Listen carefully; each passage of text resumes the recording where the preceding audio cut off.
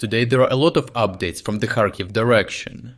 Intense clashes continue in the northern Kharkiv region, and significant developments have unfolded particularly around the settlement of Hlyboke, where Ukrainian forces have launched a series of tactical counterattacks.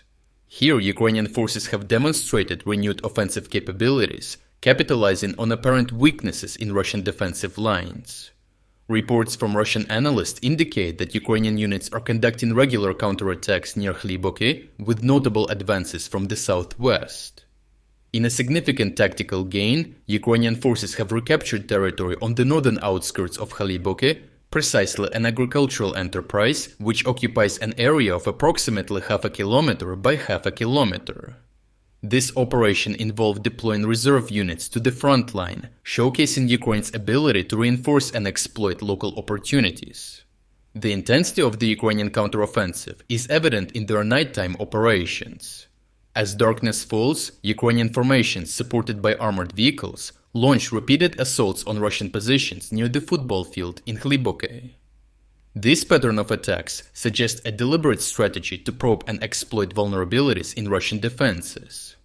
Geolocated footage has corroborated these reports, showing elements of the Russian 155th Naval Infantry Brigade engaging Ukrainian positions north of Hlyboke. The first video shows a reconnaissance team approaching the area on various motorcycles and quads, taking advantage of the tree line's cover. Once in range, they perform an FPV drone attack on the area of the agricultural enterprise recently captured by Ukrainian forces. A second video also shows a Russian attack on this same area, this time by using a self-propelled howitzer system. The fact that Russian forces are striking these areas indicates that Ukrainian troops have successfully regained these positions, marking a shift in territorial control. The original uncensored combat footage of all operations can be found on our Telegram channel through the link in the description. Ukrainian forces are not limiting their operations to northern Hlyboke alone. They have also initiated attacks in the western parts of the village. Russian sources characterize this as raids aimed at identifying weak points in Russian defensive lines, suggesting a broader tactical approach by the Ukrainian command. These operations west of the settlement have even included airstrikes. A short video released by Ukrainian Air Force shows an attack with 2 Western glide bombs on one of the areas still controlled by Russian forces. Moreover, reports have emerged claiming a concentration of Ukrainian forces in Liptsi, south of Hlyboke, which has not gone unnoticed by Russian observers. This buildup may indicate preparations for further operations or an attempt to create pressure points along the front. Russian analysts have expressed concerns about the sustainability of their offensive operations in the Kharkiv direction. They cite insufficient troop numbers, estimating the Russian northern grouping of forces to have only 30,000 to 70,000 personnel.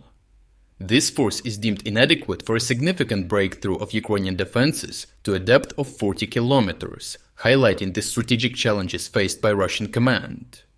The analyst concluded that the Russian military command needs to adopt a defensive posture in the Kharkiv direction due to a lack of necessary forces to sustain offensive operations, and cited poor planning as the main reason for this shortage of forces. And as if this were not enough, internal issues within Russian ranks are further complicating their operational effectiveness. Ukrainian sources report that recently rotated Russian units are struggling with coordination and communication.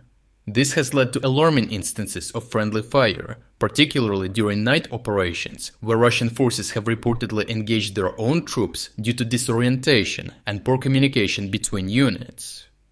Ukrainian tactics compound the Russian difficulties. Ukrainian soldiers report successful interdiction of Russian supply and evacuation efforts, utilizing automatic grenade launchers and FPV drones to inflict casualties during these vulnerable moments. Despite these setbacks, the Kremlin still claims its commitment to establishing a security zone in Kharkiv Oblast. Kremlin spokesperson Dmitry Peskov recently reaffirmed that operations to this end will continue until Russian forces achieve their objectives, framing it as a measure to protect Russian border settlements. This corroborates reports that the Russian military command is regrouping troops in an effort to continue offensive operations in the Kharkiv direction. Overall, the situation in Hlyboke direction remains highly dynamic. Ukrainian forces have demonstrated their ability to conduct effective counteroffensive operations, exploiting gaps in Russian defenses and capitalizing on enemy coordination issues. However, the Russian efforts to maintain their presence in the region, despite their precarious situation, suggest intense fighting will likely continue in the coming weeks.